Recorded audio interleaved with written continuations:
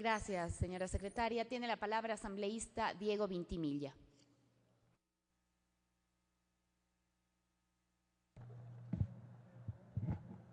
Muchas gracias, señora presidenta, queridos y queridas colegas. Silvio Rodríguez inició esta exposición con una frase de él, solía decir que fácil de apuntalar sale la vieja moral, que se disfraza de barricada de los que nunca tuvieron nada, que bien prepara su máscara el pequeño burgués. Desde una mesa gigante y un auto elegante se sufre también. En un amable festín se suele ver combatir. Y me parece importante decir esto, compañeros y compañeras, pues creo que será muy fácil protestar y poner SOS en la ventana de un Hammer. Me parece que será muy fácil también hablar desde los barrios más ricos de Venezuela. Y digo esto porque ¿será acaso que las cámaras de CNN, las cámaras de la prensa independiente que está cubriendo de muy buena voluntad los sucesos en Venezuela han salido acaso de Chacao o Chacaíto? Están haciendo reportajes donde realmente se siente lo que es Venezuela. ¿Es acaso que hay protestas en contra del gobierno en el 23 de enero, en el barrio San Agustín, en las lomas del Guaraira Repano, donde realmente vive la gente, donde realmente está la gente que vivió 30, 40 años de la implementación del neoliberalismo más salvaje? La respuesta, compañeros y compañeras, es no. Lo que se está viendo es un ataque mediático al proceso venezolano. Y no he querido presentar, pero tengo aquí una recopilación de videos, por si acaso se quiera pretender decir que los videos marcan la realidad. Ya vimos lo que pasó en Libia, vimos lo que han pasado en los distintos países, cómo han montado en Siria escenarios enteros de ciudades para tratar de deslegitimar un proyecto político y sobre todo de desestabilizar regímenes que tienen aceptación popular. Otra reflexión, compañeros y compañeras, ¿por qué? ¿Por qué cuando se desata la violencia se dice que son infiltrados y cuando se detiene a los violentos se aduce que son estudiantes? ¿Por qué existe ese doble rasero para justificar a quienes están promoviendo mediante la violencia algo que el gobierno ha propuesto se solucione por la paz, por la solución democrática y dialogada? Otra pregunta, ¿por qué Estados Unidos está tan preocupado en Venezuela? ¿Por qué ha estado preocupado 15 años? De la misma forma que se preocupa tanto la presión en el Ecuador.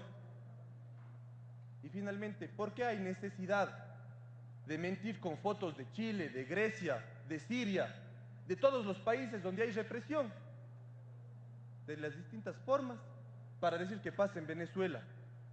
Compañeros, aquí sobre todo es un tema de dignidad, de honestidad profesional y de honestidad intelectual y política.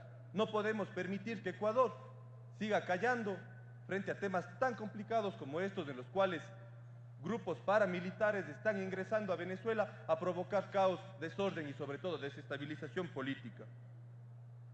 Ya dijo Mark Graysworth de Guardian, esta es una revuelta de los ricos. Y eso es. No hay pruebas más allá de los barrios que acumulan riqueza en Venezuela, que quieren mantener el status quo, que se han negado desde que Chávez llegó al poder. Son los mismos barrios en los cuales existen en este momento protestas y en ningún lado más. No es una protesta generalizada, no tratemos de confundir a la gente. Esta propuesta de resolución precisamente es un llamado a la honestidad, a la verdad, a la transparencia sobre el tema.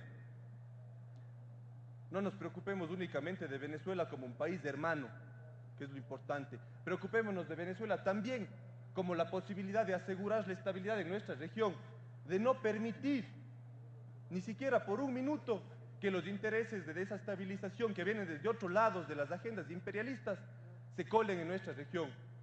La democracia en América Latina se ha venido consolidando y no podemos darnos el lujo de desperdiciar una oportunidad histórica como esta de solucionar las cosas en paz. Al Ecuador le ha costado mucho tiempo y son 7 años de consolidación democrática que van de la mano también con el proceso venezolano. Quiero decir, detrás de esto también hay la presencia de Álvaro Uribe, hay la presencia de políticos panameños que de la forma más esbirra se prestan para hablar en español las decisiones que en inglés mandan los gringos. Y también, con pena lo digo, hay políticos ecuatorianos que ya han estado reunidos, seguramente disfrutando en alguna playa del Caribe, reuniones de conspiración.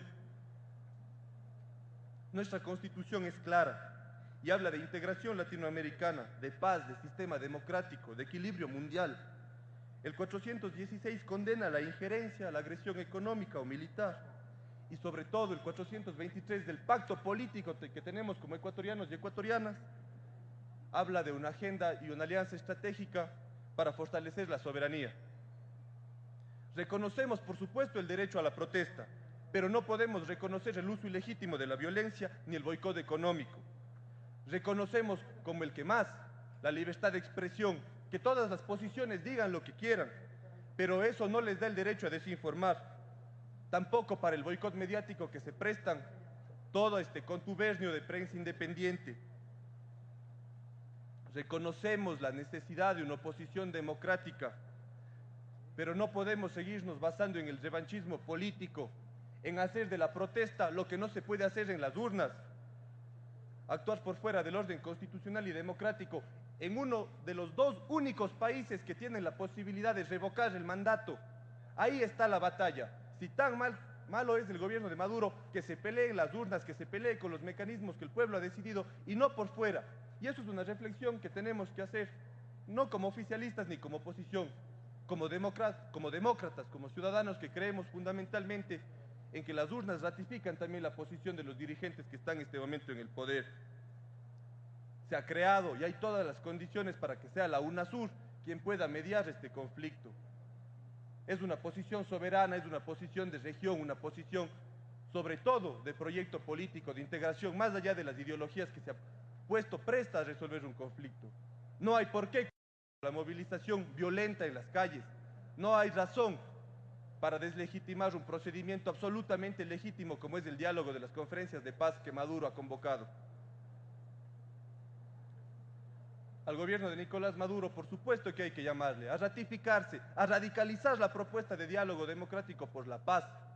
También llamarle a reconocer que es necesario escuchar, pero sí reconocer también en él la predisposición al diálogo. La propuesta, compañera presidenta, tiene 4 objetivos. En primer lugar, fortalecer la democracia, permitirle al compañero presidente Nicolás Maduro continuar con un proyecto político, democrático y pacífico, defender sobre todo un proyecto de transformación, porque en Ecuador y en la posición personal también defendemos una posición ideológica que en este momento se pone en juego en Venezuela y que juega la estabilidad de nuestro continente. Condenamos así también la intervención extranjera y el financiamiento de grupos armados, el financiamiento de oposición al margen de la ley, y el financiamiento sobre todo de una agenda internacional de conspiración contra un régimen que ha ganado en las urnas. Rechazamos cualquier forma de manipulación mediática y exhortamos al diálogo democrático como mecanismo pacífico. Y ahí sí, qué bueno que en estas últimas horas el Vaticano también se preste a mediar. Creemos que es una buena opción, pero sobre todo siempre reconociendo que el diálogo de todas las partes será el mecanismo efectivo que las democracias de nuestro continente estamos implementando y estamos cimentando. Se dice que hay un régimen cerrado, cuando en la Unión Interparlamentaria la oposición y el oficialismo venezolano sin mayor dificultad lograron consensuar un documento demostrando la voluntad de construir también propuestas desde la diplomacia, desde el diálogo. Termino diciendo, señora presidenta, y esperando que con esto podamos ratificar el respaldo a la hermana República Bolivariana de Venezuela, con una frase de Julio Cortázar, en la cual dice: es muy importante comprender quién pone en práctica la violencia, si son los que provocan la miseria o los que luchan contra ella. Muchas gracias.